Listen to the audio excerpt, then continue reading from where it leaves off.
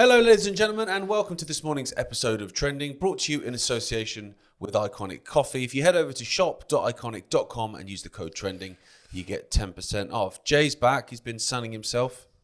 I have, mate. I have. It's been fun. Been a lot of fun. Skegness has been lovely. Brilliant. Could have been skeggy. It's been hot over here, and I see everyone moaning.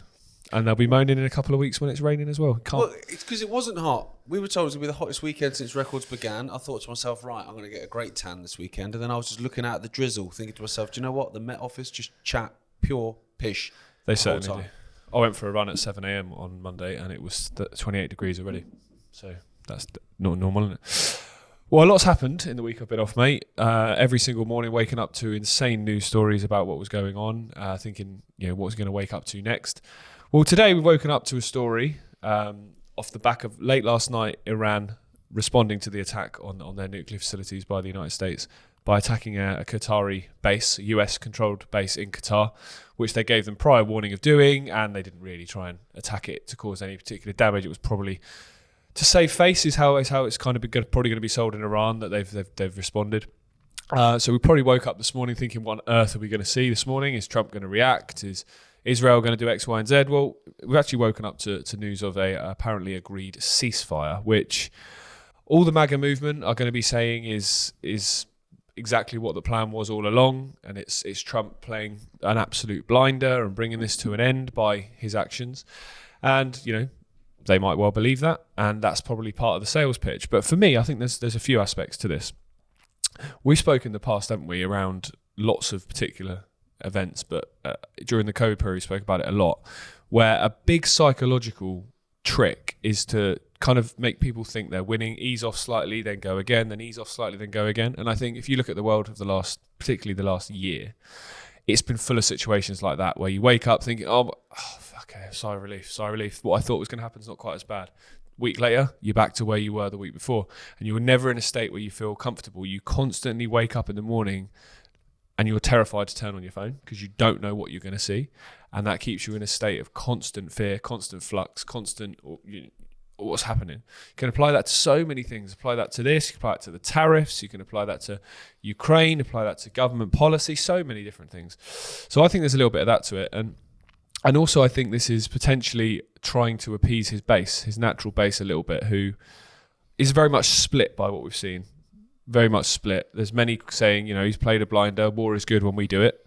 And there's also people on the other side who would be more our way of thinking and voted for Trump thinking or hoping that he was going to do something good, that are going, hang on, this ain't what I voted for. And I think there's probably a little bit of chess being played to try and appease all sides when we know the ultimate goal. The ultimate goal is conflict. The ultimate goal is war. So just like back in 2015 when the nuclear deal was signed, everyone went, look, the Iran nuclear deal's been signed. That's all going to calm down. Great. Well, look at it now. Didn't take much to kick that off again. Relations with Russia were very calm for a long time. Look at them now. When the ultimate goal is conflict and these people play a very long game, getting too obsessed and excited about short-term things, short-term what look like wins, I think is how they get us not thinking anymore. Yeah, it's difficult because, I saw this story of the ceasefire and said straight away, I hope that the ceasefire holds. It won't, because essentially conflict and regime change is the ultimate goal, and they haven't achieved the regime change yet. And obviously I've got a few people coming back at me with, goodness me, mate, you moan when they're bombing, you moan when they're not bombing. It's not that. Like, I do, and then they accuse me, and they were very polite, to be fair, actually. They weren't actually having a go at me for once. But they were talking about, the lack of hope. And it's like, no, it's not a case of not having hope. I've got plenty of hope. I've got young kids. All I hope for is peace and for people to just stop blowing each other up. I've been very consistent on that. But at the same time, I've been looking into the Middle East and particularly Israel and the actions of Israel since just after 9/11, really. And so, I've seen with all the various wars in Gaza, in Lebanon, their involvement in Syria, in Iraq, in Yemen, now with Iran. I know what ceasefire means to Israel. It doesn't mean anything. No, it doesn't. It doesn't mean anything. How many ceasefires have we had agreed since October 7th? And they're broken within, sometimes actually minutes, but normally within hours. So what my take is on this is I whilst I have hope that the ceasefire holds, of course I hope that. I hope Trump isn't the orange goblin that I think he is. I hope he is the savior. I hope you're all right. That's a humble pie I wouldn't mind eating. Yep, same. 100%. Because it's better for me and it's better for my family if you're right. But what I think this is about, yes, there's a bit of appeasement, which you've mentioned in terms of appeasing the base so that they can say, yeah, we were right. I think there's a bit of time being bought as well, because actually I think Israel has taken more of a battering than they would care to admit. But also what I think they've not managed to do, with the exception of the Israel firsters, the evangelical God botherers, and the on the payroll influencers, with the exception of those three, they've not really got consent for war. No, they haven't yet, no. At this point. Most Americans and most MAGA, actually, that voted for Trump to bring peace. They don't want conflict. So they've not manufactured the consent yet. So something has to happen. Now, there's the false flag element. There's an attack on American infrastructure or American cities, sleeper cells, which they've already warned us about, and all this kind of stuff. That's a possibility. Another is for Iran, and they don't even need to break the ceasefire. They just need to be said to break the ceasefire. Yep. For Iran to break the ceasefire so that the Israelis and the Americans can then turn around to you and me and go, see, I told you, we can't trust them. Nah, enough appeasement. No. We gave them a chance. We've got no choice now. We've got to send the boys in. And you'll find that a lot of people, unfortunately, will look at that and go, yeah, fair point. Yep. Fair point. And then we'll start this whole thing again because, you know, as we said, the regime change is what they want and they haven't achieved that yet. No, they haven't. And what's interesting as well to talk about is the whole sort of basis of this conflict is Iran can't have a nuclear weapon. That's what this has been going back years. I remember I found a story this morning from 1995 that was talking about Iran will have a nuclear bomb in 5 years. Well, last time I checked, we're 30 years past that and they don't. So that's complete BS, isn't it? Yeah. But what's interesting is you've got countries, firstly, the only country in the world, if you believe, let's say, that nuclear weapons exist. I think I saw your tweet when it all kicked off saying, that's the one I'd love to be right. That's that they the don't. rabbit hole I want to be true, that they're all just a load of nonsense. But let's work on the concept that they're real. Only one nation in the world's ever used one. USA, twice, on civilian cities in Japan at the end of the Second World War. Only one country in the Middle East has nukes. Is it Iran? No, well, it's not just one country in the Middle East, mate. Pakistan's got nukes too. Well, but officially, Israel doesn't have nukes. Oh yeah. So they don't sign up to the non-proliferation treaty, where they don't allow inspections. They don't do any of the things that are, you know, internationally accepted if you have nuclear weapons. They do exactly the same thing that North Korea do, basically, except North Korea actually test them openly and admit they have them. Israel deny that, while saying that Iran can't have them. No one should have nuclear weapons. The idea that someone sat in a room at some point and built weapons that could potentially destroy the world thousands of times over is absolutely insane. No one should have nuclear weapons. No. But in my opinion, if you're going to have them, then who are you to go and tell others that they can't have them? And especially if you're going to be the only one to actually use one. Absolutely, it's just completely insane. But the start of this conflict was justified, if you like, by Israel saying Iran can't have a nuclear weapon. We've got to remove their threat and we've got to remove their ability to produce missiles, ballistic missiles, in such a large capacity. Well, this story, it's constantly evolving, but this is from just under an hour ago now. Israel agrees to the ceasefire after, in their words, eliminating Iran's nuclear and missile threat. The Israeli government said it's agreed to the ceasefire proposal after achieving its objectives. So Israel claims that it has removed both Iran's immediate existential threat from nuclear weapons and ballistic missiles and inflicted severe damage on the military leadership.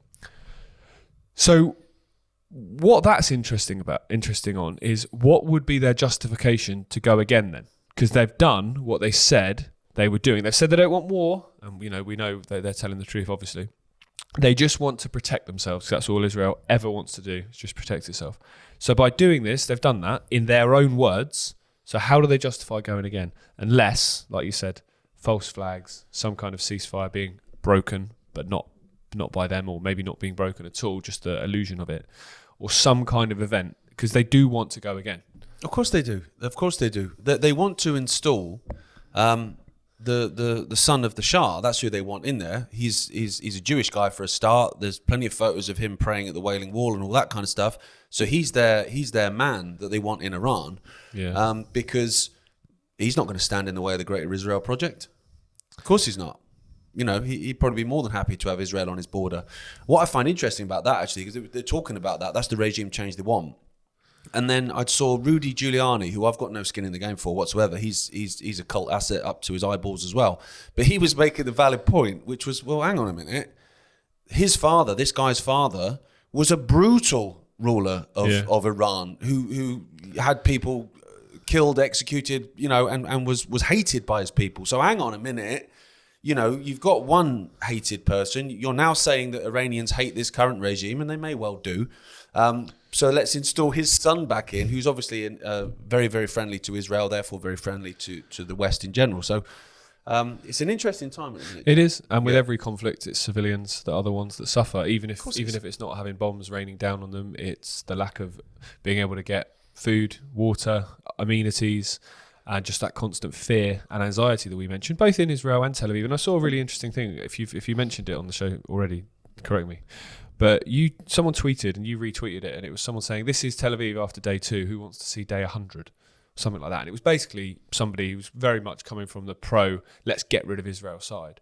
And you made a really good point, which was, you know, war and conflict and destruction on all sides is wrong. Yeah. It's not good if you do it, and it's bad if they do it. Got to be consistent on that. And it's like we've said many times on this program, if you've got to look who's doing something before deciding whether you support or oppose it, you've lost the plot. Destruction, devastation, war, conflict, you either think it's wrong or you don't. It doesn't really matter who's doing it. You either think it's wrong or you don't. And with this, civilians in Israel and civilians in Iran are going to be the ones that are suffering. Yeah, well, that was obvious. The minute Netanyahu threw the first hand grenade, because let's have it right, Israel started this. Of course he was straight on the plane to Greece, wasn't he? Straight out, yeah. Yeah, whilst banning his citizens from leaving the country, so they had to face bombs raining down on them, which is why they were all jumping on yachts and boats to try and get the hell out and get over to Cyprus. He also made it Pfizer's lab. Let's never forget that one. Oh yeah, in his own words, yeah, test lab for Pfizer. Okay, so sticking sort of with the same thing, but this is interesting, and actually this goes against the fact that they've said that they've reached their objectives now. Yep. Because it's not about stopping Iran having a nuke. It's not about that. It's never been about that. Benjamin Netanyahu's been saying they were weeks away from a nuke for the best part of 40 years. So this is headline, this from the Daily Mail. Quit the regime in 12 hours or you and your family are next, Mossad tells Iranian generals. They're nice Mossad, aren't they? In the hours after the first wave, so this was the first wave of attacks from Israel on Iran, so that was June the 13th, I think, Friday the 13th. Nothing happens by accident. Intelligence operatives from Mossad began a covert campaign to intimidate and destabilize Tehran's regime by calling them on their personal mobile phones. Well, what we know then from that statement is that none of these Iranians are on the Epstein client list. Otherwise, they wouldn't need to phone them and warn them, would they? They'd already fall in line just like everyone else in the United States. The Washington Post reported that Persian-speaking Mossad agents called over 20 senior officials in Tehran and told them that they'd be killed if they did not renounce the rule of the Ayatollah, Iran's supreme leader. One Israeli operative reportedly told a senior general, "I can advise you now." I almost put on an accent then, but I won't bother. Please do. No one needs that. I can advise you now, you have 12 hours to escape with your wife and child, otherwise you're on our list right now. He reportedly added, "We are closer to you than your own neck vein." These are lovely people, man. Put this in your head. May God protect you. Which God? This general, who the newspaper did not name, was told he had just 12 hours to make a video denouncing the regime. He reportedly seemed willing to go through with his plan at the time, asking the Mossad agent, "How should I send it to you?" "I'll send it on WhatsApp, mate. It's fine." So these are the kind of things that people need to be aware of, actually, because there's going to be lots of statements, and actually there are already lots of statements of people coming out and renouncing the regime and all that sort of stuff. Now, how much of that is legit? I mean, I'm sure some of it is legit. I have mentioned many times, I've got no skin in the game for the Iranian regime. I'm sure they're not very nice at all, just like none of our leaders are nice. But when you see people coming out in with making public statements within Iran or with Russia or any other country that they want regime change in, because we've seen it before, we saw it in Syria. I I'd ask a question as to why they're doing that. Are they doing it because they're genuinely renouncing the regime and they want out? They've seen horrific things. They've maybe taken part in horrific things and they're trying to, save their conscience or whatever. Or is it because they've just been told their wife and kid are on a hit list if they don't do it? Because all of it is obviously a psychological game. We've spoke about it before. It started off with we need to stop them having a nuke. Then that suddenly became it's all about women's rights. Suddenly people like Tommy Robinson cared about women's rights. They all came out saying all that sort of stuff. That didn't really work either in terms of manufacturing consent. So then it became about regime change, which was what we knew it was from the beginning anyway. Yeah. That is an interesting story. Yeah, it is. Very interesting story. And I think it was a couple of years ago, wasn't it? There was a lot of rumblings and protests in Iran after a young girl, I believe, at some kind of sporting event in South Korea. She went up and did the national anthem and she didn't have a hijab on. And there was loads of concerns for her safety when she went back to Iran. I don't think she was seen for a while. And then I remember there was a young girl who was arrested who died in police custody. And it was, again, about women's rights and not wearing hijab and so on. So I have no love for the Iranian regime. It's a very oppressive regime, as many are. Yeah. What I would also say, though, is a lot of regimes in the Middle East are quite openly oppressive, whereas ones in the West are slightly more covertly oppressive in very similar ways. So I'm sure there is a lot of rumblings in Iran of regime change. There's 88 million people in the country. See, I know the number. Ted Cruz doesn't.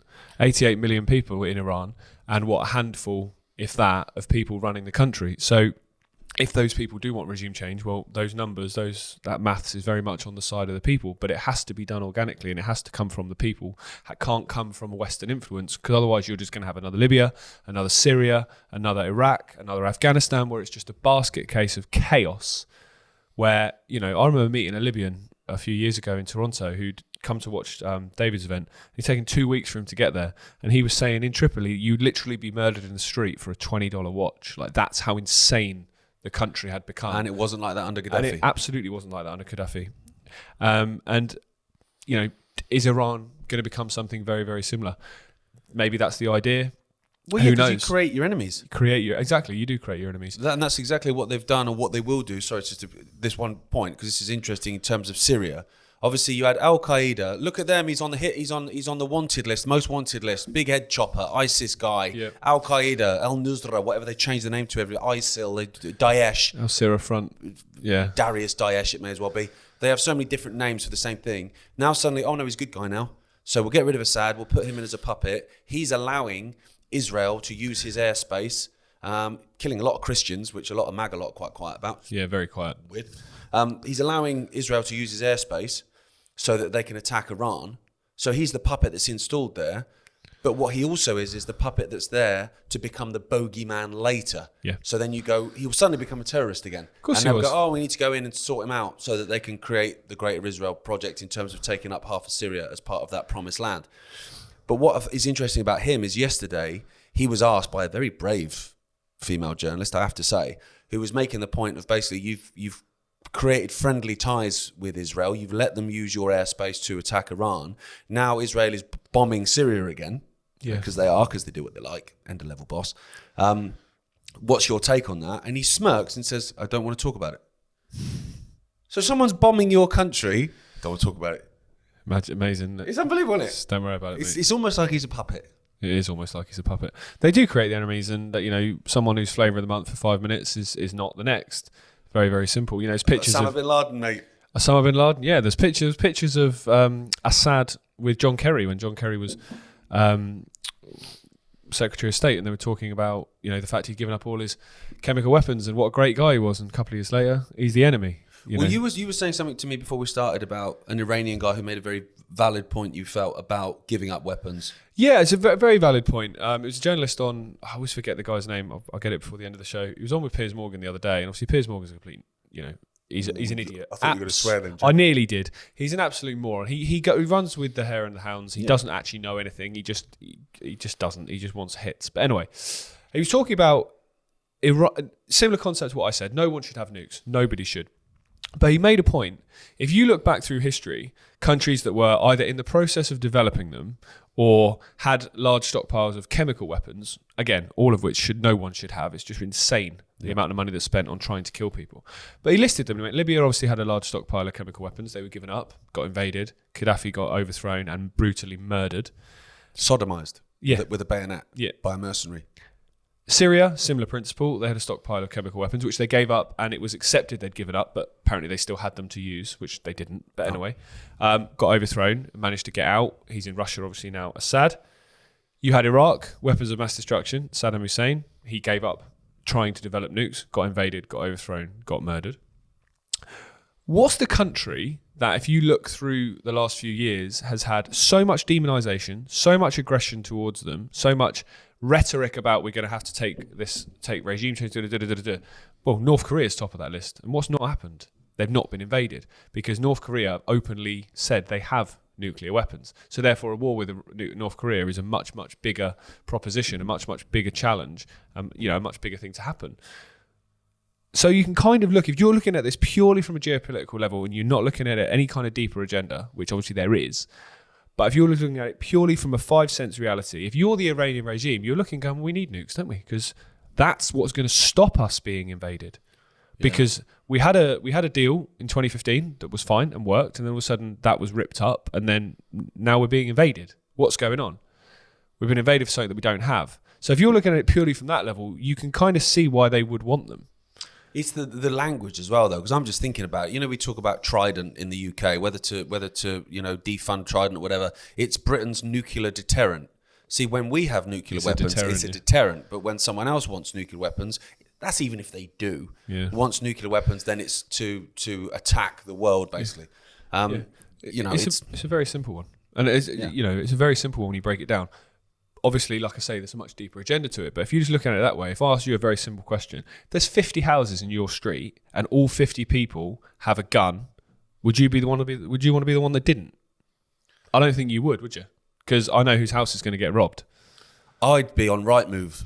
I'd be on Rightmove. Looking for somewhere to move, to be honest. Don't move to Texas then, mate. Well, I'll tell you where not to move. England right now. So migrant hotels used as hubs for illegal dark economy delivery jobs as asylum seekers earn $1,000 a week. It's not bad, is it? It's not bad going, no. It seems like a complete segue, but it isn't for multiple reasons. The main reason being that everything is absolutely connected in terms of destroying the West. The mass unfiltered immigration is obviously part of destroying the West. So is conflict in the Middle East. Not only in the sense of spaffing money up the wall and bombing people to hell, but also about infrastructure and our ability to get energy from the Persian Gulf and all that kind of stuff.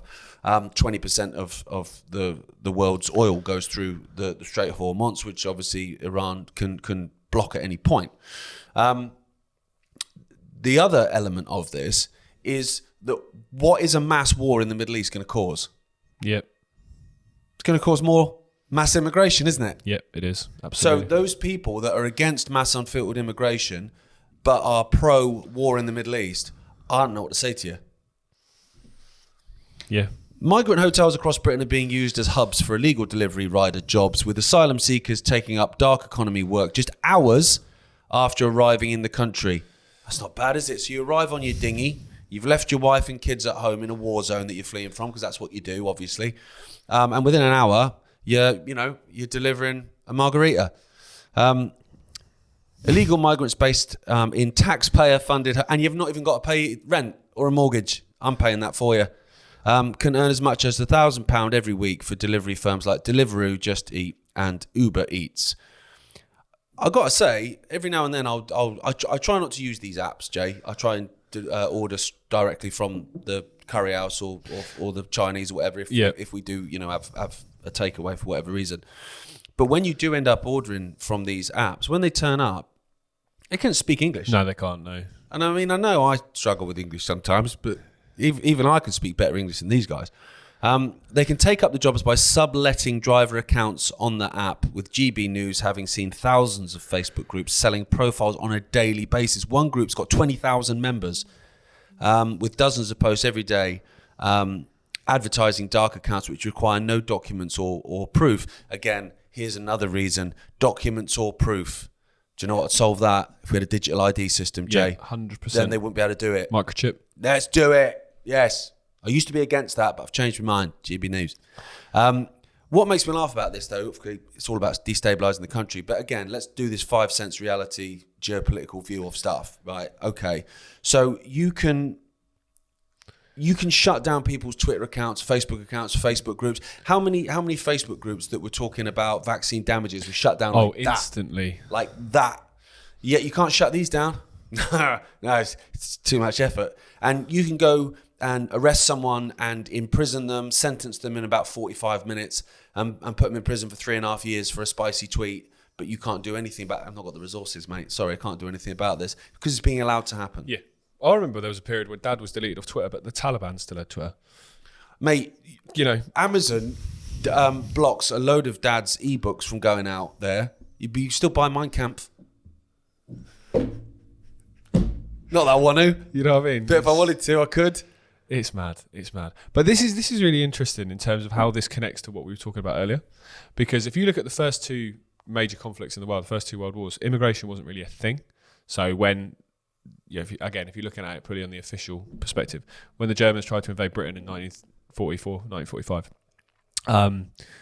basically there was England was full of English, whereas Germany was full of Germans, except X, Y, and Z. Whereas now, if there's a major international conflict, there's people of every nationality in most countries around the world. You know, if America go to war with China, how many Chinese are there in America? How many Chinese are there in Australia? How many Iranians are there in Britain?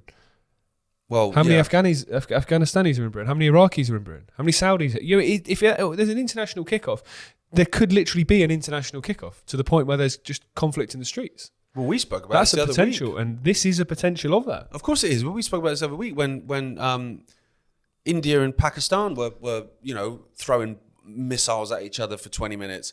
You know, we had riots on the streets of the UK because they had a cricket match against each other. No, I remember that. Absolute insanity. And the thing, like you mentioned, when obviously we were in the First World War, when basically we declared war with Germany, there were so few Germans in the United Kingdom that they basically sent them all to the Isle of Man.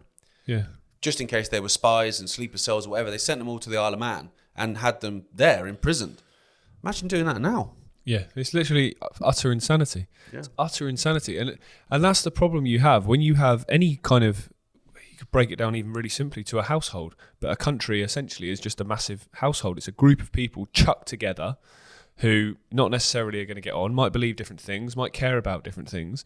And then you chuck on top of that those different things you care about are being attacked in different ways. The potential for kickoff is enormous, absolutely enormous. The potential for some kind of civil conflict. I mean, you saw what happened following the Southport attacks, how easily one absolutely tragic event, created national chaos in so many different ways, where you had protesters at migrant hotels threatening to set fire to it. On the other hand, you had, extreme hard left pro-migration people talking about slit the throats of anyone that doesn't welcome migrant. It was just, the polarization was insane. And by continuously letting people into a country where you have no idea what they think, what they've done back home, what they stand for, or even who they are in many cases, it's utter chaos. And I know it seems like a small point compared to the major point of it, but surely, how do you know they can drive? How do you know they've got the correct type of insurance to be on the road? So surely roads are less safe if these things are happening as well, which is something that isn't even really make the conversation, because there's other topics that seem more important. But surely that's a factor as well, is the safety aspect on the roads. So, we'll have to see what happens. But it's Britain is all organised chaos. Yeah, that's exactly what it is. Absolute chaos. Just finally, we'll just touch on something very quickly. If people have watched the channel before and have followed, anything that's been going on in the UK, particularly during the COVID period, you would have heard of a former nurse called Kate Shimarani. Now, she lost her daughter. She claims, many people claim, due to hospital negligence. Now, there's a hit piece in the... Well, I was about to say the BBC. I think it was they broke the story, but actually it's been across the mainstream media. A horrendous hit piece by, you'll be shocked to hear the name, Mariana Spring. Despicable human being. Yeah, and it's just beyond words. She's her two sons, Kate's two sons, who I assume she's estranged from. One of them wanted his 15 minutes of fame during COVID and sold out his own mum to the mainstream media. That takes some doing, that does, son. It does, yeah. But the other brother's joined now. He must have seen what was in it for him. And so they've done this horrendous hit piece claiming that Kate's anti-vax views and anti-big pharma views actually led to the death of her own daughter, which is beyond despicable. Yeah. And it's... I don't think we hate the BBC and the mainstream media enough. And I don't like using the word hate, but I actually think we're at that point now where they are so despicable that I don't think we despise them enough. Yeah, I agree. For what they do. To be able to do that to someone. It's disgusting. And you know that someone like Mariana Spring, who I've got a lot of questions about, being sent over to Moscow and working at the Moscow Times, being, these people are selected and put into positions. So, I've got some questions. Elevated to suddenly the Ministry of Truth at the BBC. For them to almost certainly, she must have been punching the air with joy at the ability to write this hit piece.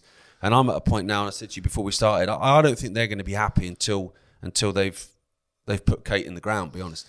With the amount of hit pieces they've done on one individual. Yeah. To attack a mum who's just lost her daughter there's not words for that. Ofcom, where are you?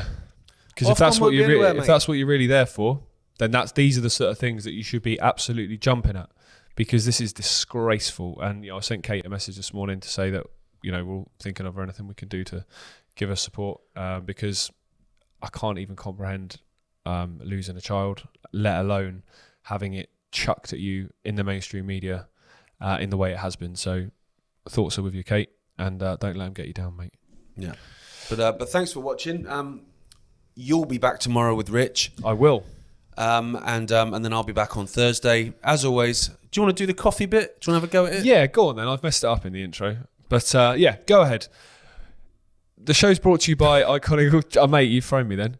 The show's brought to you by Iconic Coffee. Head over to shop.iconic.com and use the code TRENDING to get 10% off. We're actually going to bring out a new flavour in a few weeks for the summer, so we'll be sharing that with you on this programme. First, I'll be back with you in the morning with Rich. Do you want to share it with me before? What's the flavour? Well, it's just a different blend. Oh, okay. It's just slightly darker espresso roast. They've rebadged it. Very nice. It's not. See you tomorrow.